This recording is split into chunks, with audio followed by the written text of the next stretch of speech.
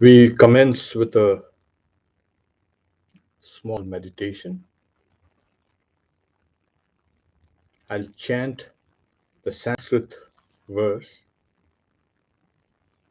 and translate it. You please close your eyes.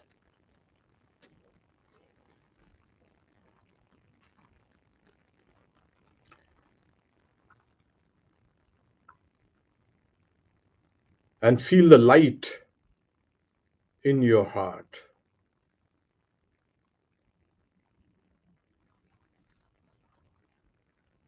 Om ya eko varno bahuda shakti yoga varna anekanta nihitarto dadati nichaiti chante vishwamado sadevaha Sano Bahuda Shubhaya Sangyunaktu.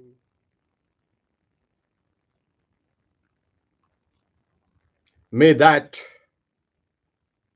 the one without a second,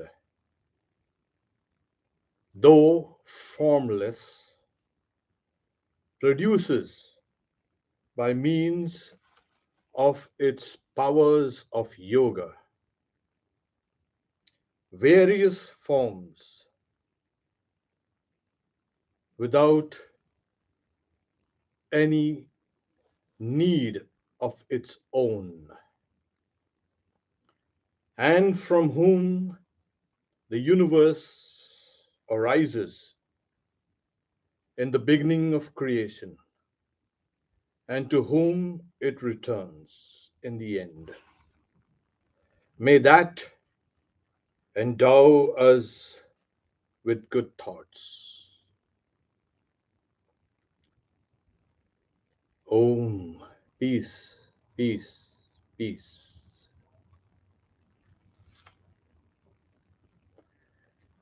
The topic for today is lure of the divine.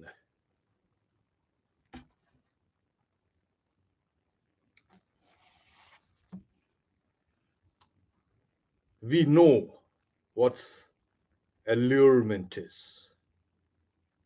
It is the quality of being powerfully and mysteriously attractive and fascinating. That's lure. Everything in this world, every object is alluring. And what is alluring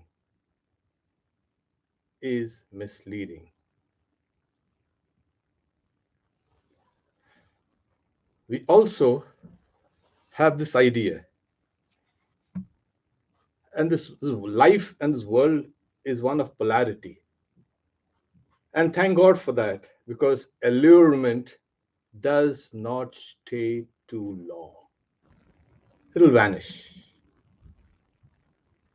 And it leaves us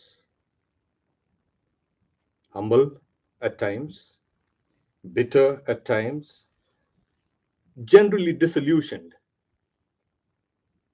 And we kick ourselves for being so stupid. Thank God for that. But then we swing again to another lure and induced into doing something and going somewhere in the hope of a reward. It's always there. Because if there was no reward, people wouldn't be lured into something. And this world is a fascinating place. What is alluring is always deluding. I'm not trying to paint a grim picture of the world. We look into it a little deeply. But the idea, the lure of health and happiness and well-being, etc., etc., etc., has been going on for thousands of years. And we see it that it has not worked these thousands of years. And again, thank God for that. But yet, we are drawn towards it. What draws us towards things we know can disillusion us, or in the long run, we are all running after immediate gratification, and we repent in the long run at leisure. So I want to approach this subject through a kind of a different direction. When we see this world around, it depends if you're on the stage of allurement or disillusionment. It either looks beautiful or ugly. But the fact remains that everything we see, feel, touch, operate with has a long history. Nothing is simple in this world. Everything, all objects, all living beings, everything has a long history. We don't see those long trails of that struggles that particular being or thing has gone through. So this is one fact. Yeah, it is. It everything has a very, very complex story behind it. The next thing that hits you also, and thank God for science, everything is network. There's no object, living, anything, living, non living, is existing in a vacuum. It has to have, it has to be networked with each and everything. One sustains the other, one works for the other. And this is the entirety of life in this world. Everything, what is inconsequential today, has consequence. And you'll see, oh my God, it's because of that this is happening. And the repercussions are far reaching, because now we are seeing how connected we are and how each of our lives depend on everything around us, sentient or insentient. This also makes us humble. And the third thing, I spoke about everything has a story behind it. Every thought that arises in a mind also rises because of something that caused it. There is no thought that simply drops out of the skies and goes back to the skies. It, every thought is a sequence which keeps on rolling and rolling and rolling for, yeah, for a very, very long time. So there is an evolution of thoughts. This also is felt. So our present thoughts will mold our future. And if this is true, then our present thoughts are also the result of past thoughts. Thoughts and feelings and willings, everything, cognition, the entirety of the mind is also expanding, and it's a long sequence. So no thought stands singly. There is no such thing as stand alone. Every thought, every feeling, every willing is caused. It has a cause. And the effect becomes the cause in its turn and brings out something more. There we go.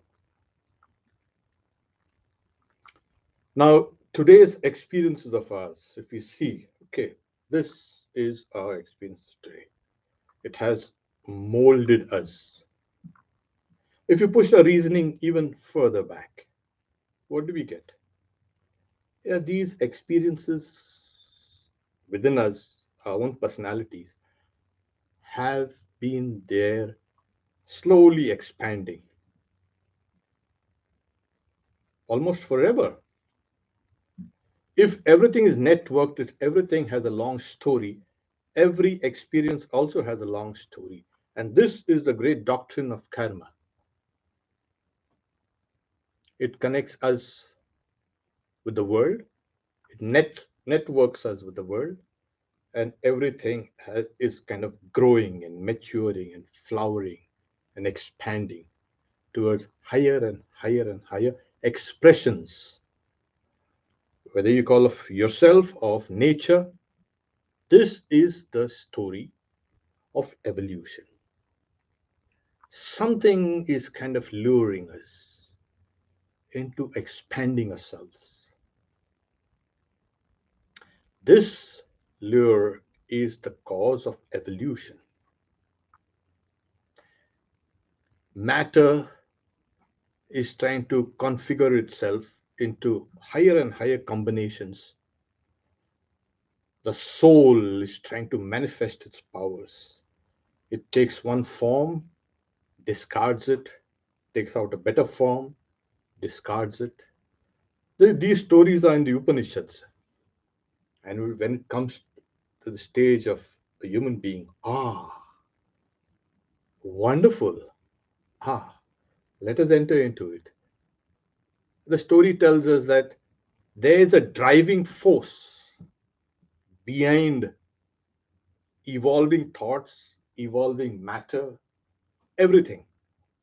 It's one composite existence with something called a driving force. Evolution is real. Everything. A tree evolves, we evolve, cities evolve, nations evolve, everything evolves. Who can deny this fact? So, this is the factor, something that is pushing us to express ourselves higher and higher. This is good because the soul cannot be deluded for too long, cannot be lured for too long with promises and rewards. The soul can detect lies, it can detect what is untrue. And this is the great capacity of what we call as consciousness. We know it. Yeah, we get mistaken at times, but then not for too long. Swami Vivekananda says a handful of combination of molecules. Do you think the soul is going to be deluded with that? And if it is, for how long? It can detect this. So there is a driving force beyond evolution, and you can call it that's the divine. The divine is trying to manifest itself. Swami Vivekananda says about life, he says, life is the unfoldment and development of a being held under circumstances tending to press it down. And we see nature building higher and higher and higher bodies so that it can express itself the most, it can shine itself. Now, what is that which holds all life? Yeah, we have seen all these forces. whether it's chemical, physical, biology, physiology, anything. There is something called a life force also that is driving us, that is making us work, making us get up and do something. This impelled, you can say, actions, sometimes it's misdirected and sometimes directed. But we are all trying to build a better selves of ourselves. It's always there, that effort is always there. And as we keep on going on, we find the first thing is it is knowledge that draws us. It takes a form of the love for knowledge, the search for reality, the search for truth. That is actually what is luring us. It's not just a simple thing. So we are impelled by that innate love for knowledge, for existence, truth. That's driving us. If this goes out of your lives, like Swami Vivekananda said, they only live who live for others, the rest are more dead than alive. You're just an empty shell. So this lure is important. The lure for knowledge, for truth, for expression, to know what is real is the driving force. For thousands of years, it's not new. We can call it for many, many thousands of years, maybe millions of years. If we look at it from our hominid ancestors, people have been seeking that. People have been lured into seeking that divine. And the result is culture. The result is religions. Every religion is a search. In the ancient times, it was religion that they understood that the divine cannot be material. And like they projected outside in the skies. It was a kind of a common sense view of the world around. This is material, this is matter, there's something beyond matter in the skies. And then they personalized it in the form of deities, gods and goddesses and God. And we have a vast number of religious ideas at the back of every idea, every doctrine, every ritual is the idea of a divine. There's a search for the divine. You're being kind of drawn towards it.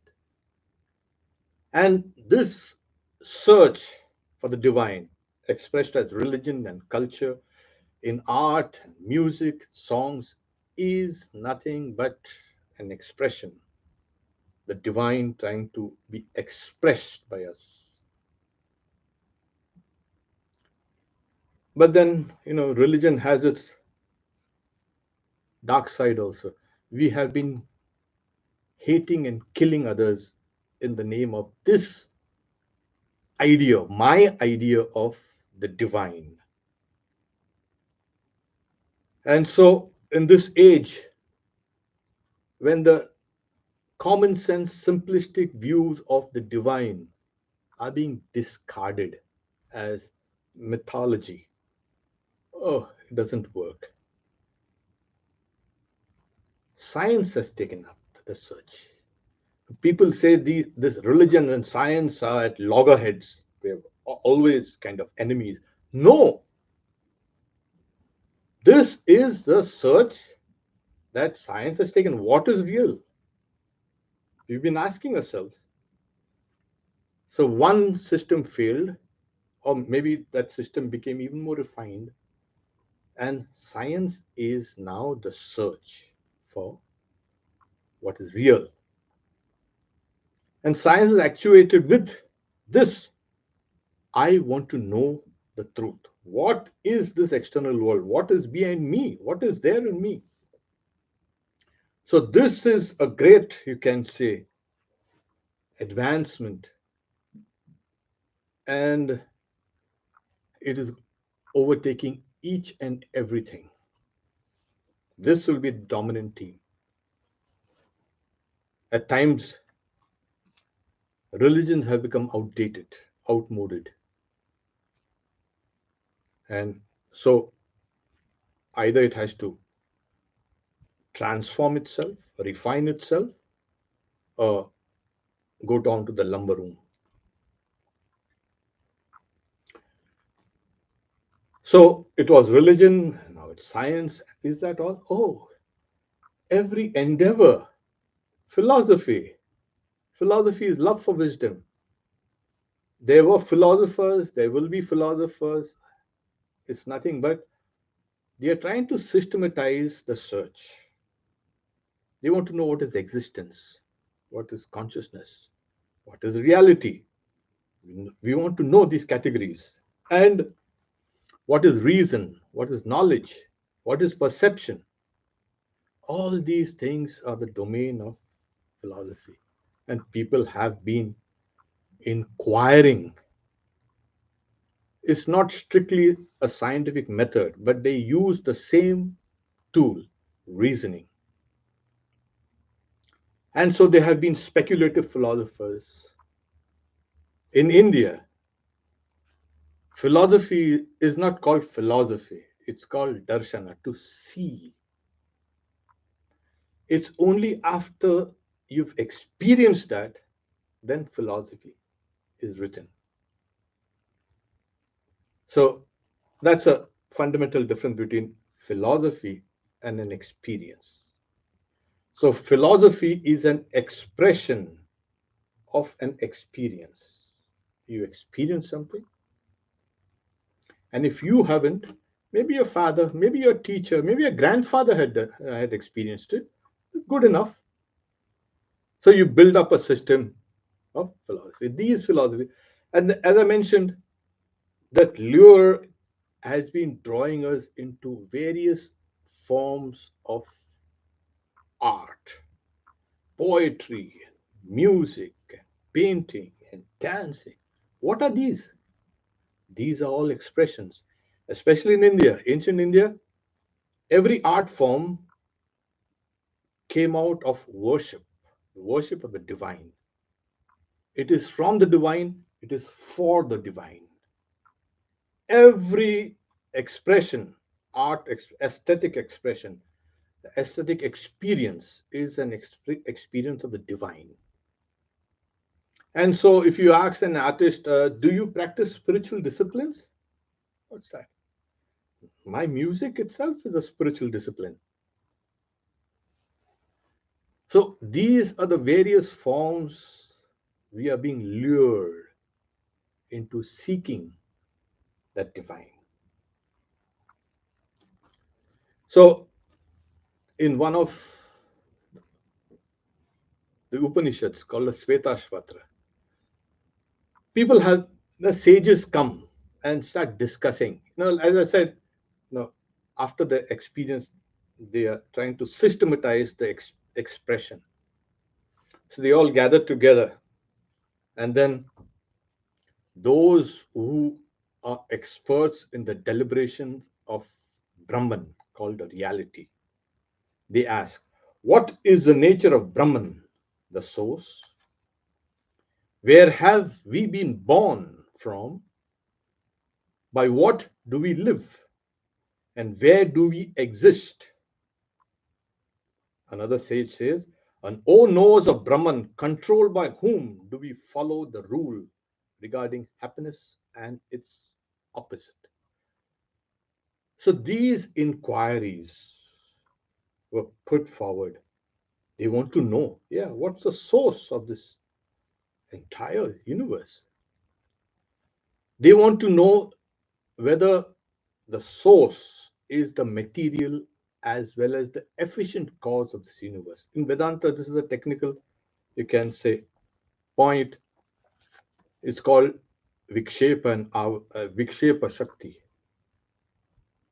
So it projects it. What does it project from? From itself. So it is the material cause, because you cannot get material outside. You have to have it, you have to own it. And it's also the efficient cause. So they want to know what is the source, whether it's a material and the efficient cause of the universe. So how do we live? How have we been born? And where do we exist? I exist on the earth. Really? You don't exist on just on the earth. There has to be something more fundamental, something more real. So this is like, controlled by whom do we follow the rule regarding happiness and misery? So various factors have been given. So the next verses is talked about time, the great factor called time. Time molds, destroys, disintegrates, creates everything. Everything is within the domain of time. You think, it is within time. You exist, it is within time. There it is. You cannot exist without time. So time is a big factor. Yeah, let's say. There's a time inherent nature.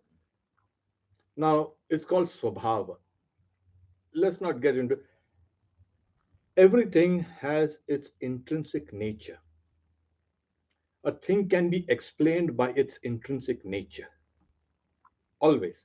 You can be explained much more better than all the entrapments you have. Oh, that person wears nice clothes and looks nice and this and that. That's just external explanations of you, which are really not you. Intrinsically, you are something else, which even you have forgotten about it with all the trappings. And you identify yourself with all these things, but there is something intrinsic in you. Or is it that inherent nature? And then they say, is it fate? That is, yeah, I'm fated to do this. That's my fate. That's my destiny. Are things moving in a way that cannot be changed at all? No. And they are discussing all this. Is something coming out by chance? Some combinations coming.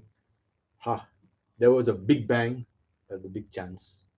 And everything came out by chance and perfectly designed by chance. And we are here by chance.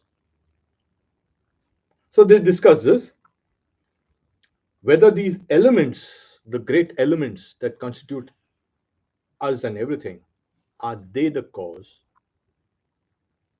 And whether the individual soul itself is the cause of all these things. So, after discussing all these things, they considered whether the combination time and inherent nature and fate and chance and the individual soul combined, are they the source of this universe? No. And after the long deliberations, they kept quiet and they saying, by practicing the yoga of meditation, they realized the power of the deity itself, hidden by its own effects. The Lord who alone rules all those sources associated and including time and the rest, individual soul. So they fell back on their own consciousness and they meditate. That's the way you gain knowledge. All knowledge is in the soul, Swami Vivekananda says. So after the deliberations, they say it couldn't be conclusive, and then they meditated. And it's a beautiful verse. So there's a technical word here. It says, Devatma Shaktim Swagunair Nigudam. So It is nothing but the power of God Himself. The power, Dev Atma Shakti. There's a power, the inherent power of God, hidden by its own effects, the universe.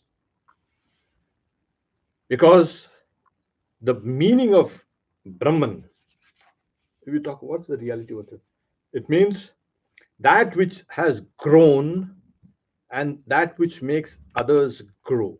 So it is expanding, and as it's expanding and expanding through its inherent divine powers, it is manifesting this all these categories like time and karma and etc etc. This is actually what is called a source. Now, yeah, where's the lure? I'll, I'll use Sri Ramakrishna's sayings. As I mentioned, it's the divine that lures us. And how? Sri Ramakrishna. If a person enjoys the bliss of God, Sri Ramakrishna says, he or she doesn't enjoy the world. Having tasted divine bliss, they find the world insipid. People talk about leading a religious life, etc., in the world. But if they once taste the bliss of God, they will not enjoy anything else. The attachment to worldly duties declines as their spiritual joy becomes deeper. This is what has been luring us, that bliss. Reality in Vedanta is of the nature of bliss, it's of the nature of consciousness. So, reality is consciousness, and that consciousness is bliss. It is this that was luring us, drawing us, and we have been expressing ourselves through various forms. And nature has been very accommodating, and it has been evolving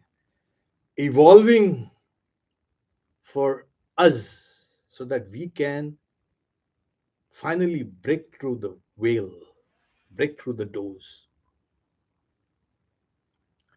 So, nature or Maya or Prakriti has been a kind of a helper in our task. It has not obstructed. But what about the disillusionments in our allurements? We had been seeking the ephemeral.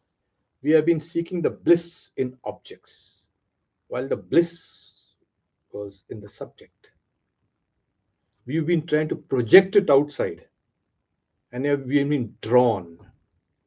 Like cattle, they have a ring around the nose and they are kind of pulled, yeah, put a harness around, and we had been lured into seeking things outside.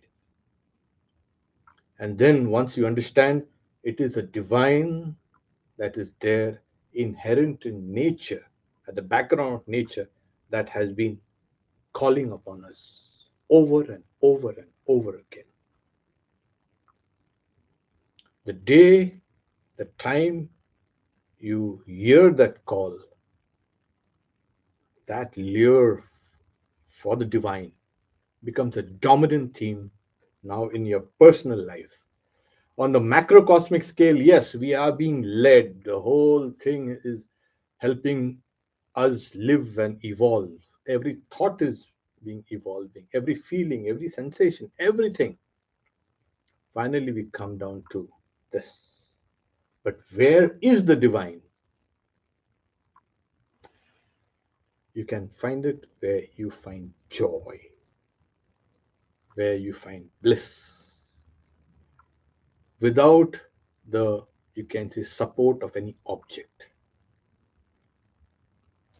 You know, Sri Ramakrishna used to say, his disciples used to see him sometimes immersed in bliss. And all the gods and goddesses in the whole pantheon have got one quality. They are, they are full of bliss. And this is the nature of the divine lure. The day when you can give up the mundane for the permanent, that day the lure becomes not a lure in the ordinary sense of the term. It's a driving force for you to actualize the divine. That day will be the blessed day. So, yes, we have been lured, we have been rewarded at times, we have been disillusioned at times, but that's the nature of the lure. We go from, we do all these mistakes, and yet something that is keeping us in tow, something that is holding us, something that's not going to let us go. Because deep down within, that divine has been waiting for us, beckoning us. So, as we build a higher and higher and higher organization mentally, that divine will start expressing itself. You'll see everything as we see intelligence displayed everywhere. Everywhere. It's not only the human brain. This is a big mistake that we've made by confining intelligence to the human brain. You can see the octopus and sharks and every even trees and birds and everything has intelligence. And where there's intelligence, there's that consciousness there. And if you can understand this entire world is manifesting intelligence, consciousness, bliss. And this is what Vedanta designates a reality as Sat and Chit and Ananda. It also designates that as existence, consciousness, bliss. They're not three things, they're one thing. It also designates it Asti Bhati Priya.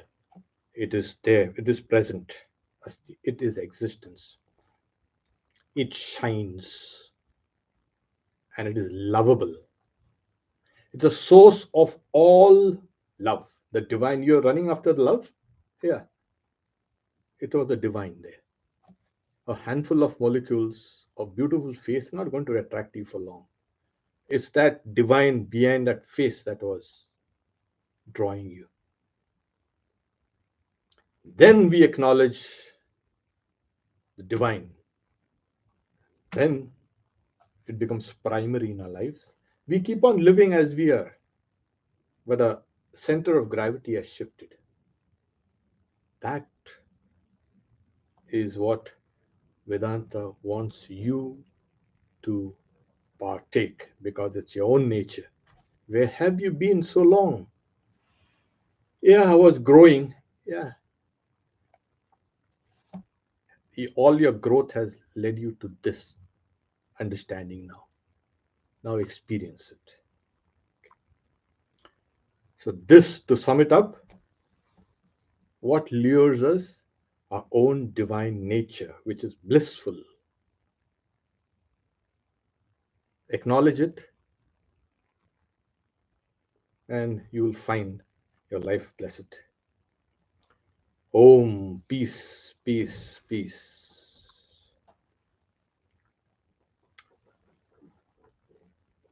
It's time for the questions. If there are those who are on Zoom could type in their questions. Those who are on the YouTube here stream, you can type in the questions. And those who are here can put in your questions. Ah, yes. So we have the earthly allure, and then that causes entanglement. And then we decide, oh, that was kind of dumb, but there's still entanglement. And how do we disengage to go after the more, the better allure, the God allure, without causing karma. Ah, when you search for the divine, okay, a higher allurement, you are performing a different kind of karma. You are performing, but it's a different kind of karma. This karma will liberate. The other karma binds you. Okay. Now, how do we interact with the people around us? Okay, that's an old flame. That's an old love. Okay, okay. Kind of dismiss it. Try to acknowledge first the divine there within you. Once you can get this, then you'll be able to intuit the divine in others. Many people go out of their way. First, the outside. Wait, try to uncover this divine here within you. That has been drawing you. All these other allurements were kind of indirect means to hit you, to wake you, get back in, stop all this thing, to get you to the bottom of yourself. So it's still karma, but it doesn't matter. But it's a different kind of karma. As Sri Ramakrishna says, there's something called Vidya Maya and Avidya Maya. That is the Maya that liberates and the Maya that binds. So you are doing something that's going to lead you to freedom from bondage. So as I said, we are a long story and we have been evolving. Our thoughts have been evolving. So these things also, once you begin, they start evolving and evolving. And finally, you let everything go and you are the doors of freedom. That is the way. And Sri Ramakrishna says, so what? So what about the mistakes? He doesn't like the people calling themselves sinners. Sin, sin. What? Swami Vivekananda says it's standing liable against human nature. Sin? What sin? Think of yourself as children of immortal bliss. Amritasya putra, he says. In his first speech at Chicago in 1893, September 11th, he said, the Hindu refuses to call you sinners. He said, then what? Ye are the sharers of immortal bliss, children of immortal bliss, he says. What a hopeful name to say. This is actually, this becomes primary in your life. And then everything then takes over.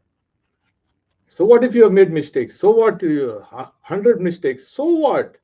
Sri Ramakrishna says, go forward. People sit down with their mistakes. That's our mistake. Okay, you keep on walking.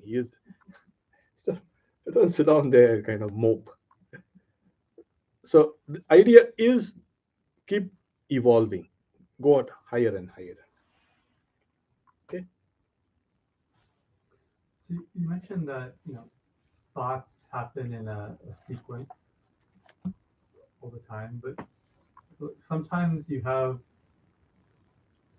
these realizations that almost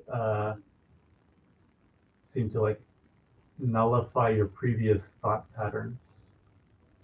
What's I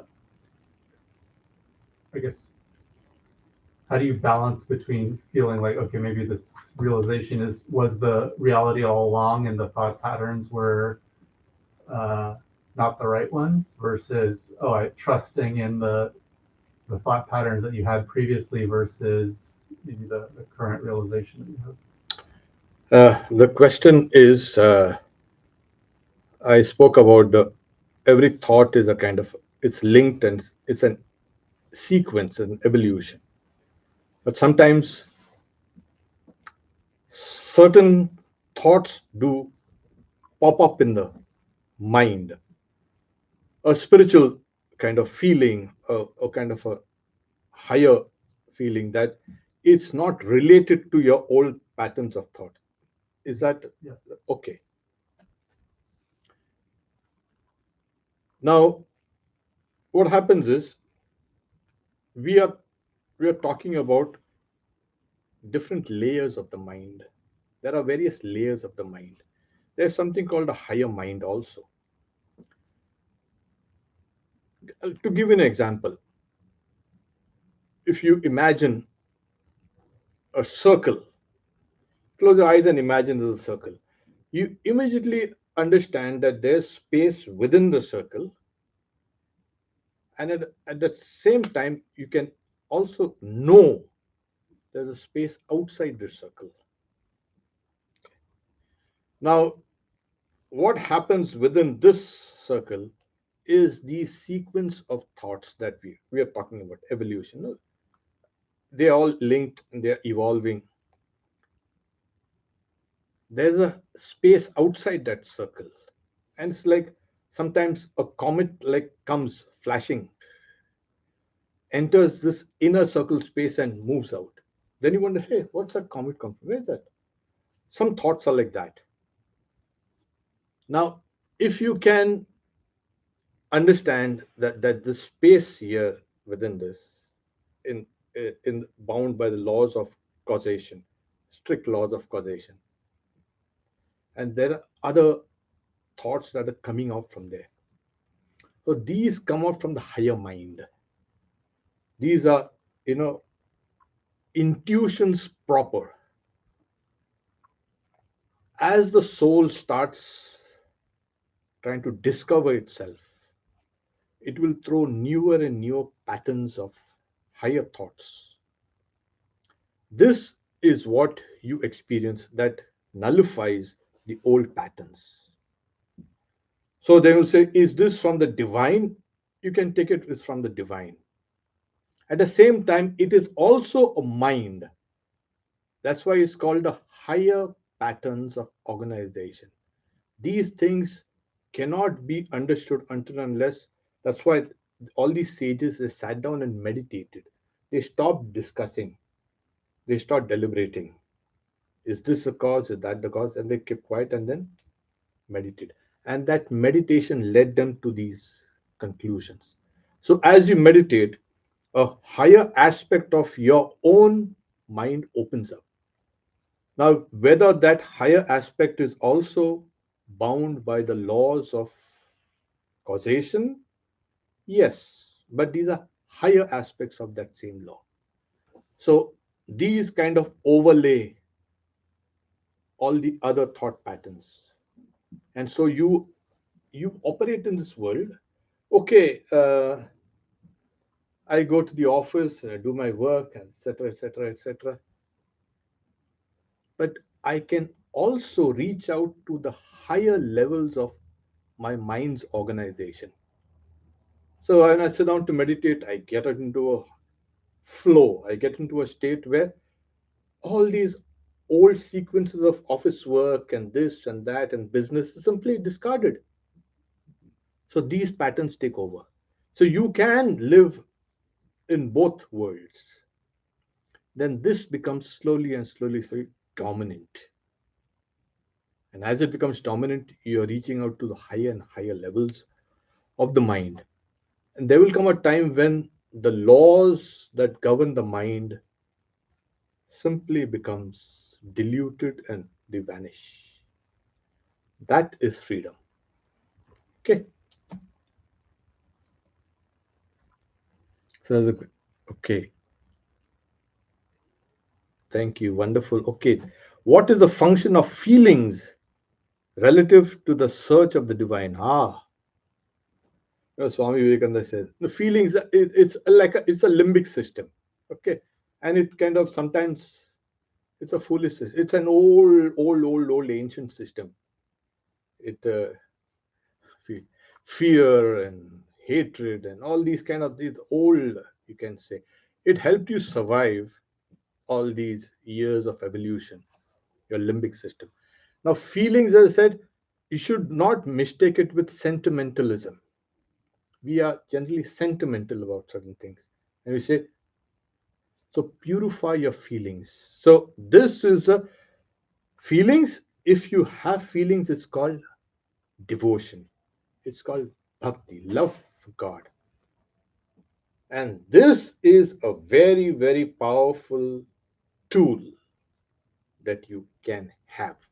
Yes, you have meditation, but if you don't have any feelings behind meditation, nothing. If you're going to do worship or prayers, if you don't have any feelings behind it, so these emotions, it's a motor that impels every other activities. It is essential that every search must be impelled by these feelings, by devotion, by love. As I said, the lure, yeah, you're being lured, and it expresses itself in loving others and in knowing about things. It's always there. The first expression is you start knowing things around, and then you start loving those things. So this is the function of feeling is essential. Don't discard it. Keep it. Otherwise, you'll become dry. There was a character in the play of Shri Krishna. So Shri Krishna says, so he was so unfeeling about everything. So why are you so dry? Oh, I drink the nectar of the sun, so that's why I'm dry. He was a kind of equipped. He was a kind of funny guy. So without feelings, a human being has feelings, express themselves, direct them towards the highest. I feel for this and I feel for that 20 other things. You can feel for 20 things, but actually you're feeling only for one thing, the divine within those things. So it's not 20, it's not 100, it's not 1,000. You're not being lured by 1,000 things. You are being lured by only one thing, the divine. So, yeah, let your feelings express themselves. Yeah, Sri Ramakrishna said, yeah, weep for God. What's wrong with you? Huh. You'll weep for hundreds of, when Swami Vivekananda, he comes to Sri Ramakrishna and say, Sir, have you seen God? Yeah, I see God more intensely than I see this world. Meaning, this world has become a kind of a pale shadow. The divine is so intense, is shining. Then he says, who wants God? People weep a jug full of tears for wife and children and families, etc., etc., etc. Who weeps for God? So weep for God. That is employing feelings. So that's what's the function of feeling? That's the function of feeling. Okay. Any questions more? Yeah. So thank you all very much. I'll just say hello.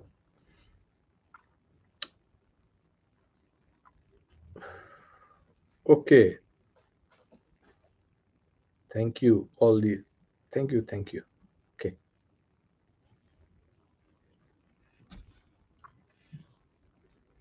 So we see each other again next Sunday, and we have Fridays, 7 p.m. and Wednesdays again online, 7 p.m. Om Shanti Shanti Shanti Hari Om Tat Sat Shri Ram Krishna Arpanamastu. Stay well, and that's that.